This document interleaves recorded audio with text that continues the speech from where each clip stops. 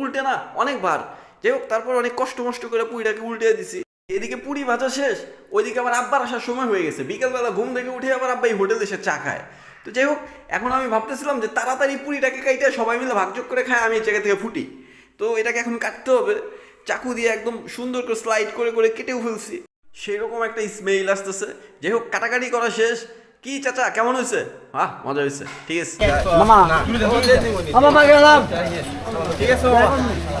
এদিকে মামা হোটেল থেকে খাই গেল, ওইদিকে ঠিকই বাড়ি যে আব্বাকে কয়ে দিব যে আপনার ছেলে দেনকা হোটেলে গিয়ে কেক করতেছে। যাই হোক, এখন দিস টাইম টু ইট। এখন খাওয়া দাওয়া শেষে একটু ডাল ডাল ডাল লাগবো। ও ও চাচারে ডাল দেন।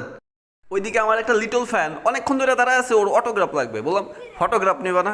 কয় না, মোবাইল নাই, অটোগ্রাফই দেন। যাই হোক, এরপর ওকে একটা অটোগ্রাফ দিছি। অ্যান্ড অনেকদিন পর গ্রামে আসলাম, সবাই মিলে একটু মৌজ মাস্তি করলাম। আর আমি সবাইকে নিয়েই চলি, সিনিয়র জুনিয়র সবাইকে নিয়েই মৌজ মাস্তি করি।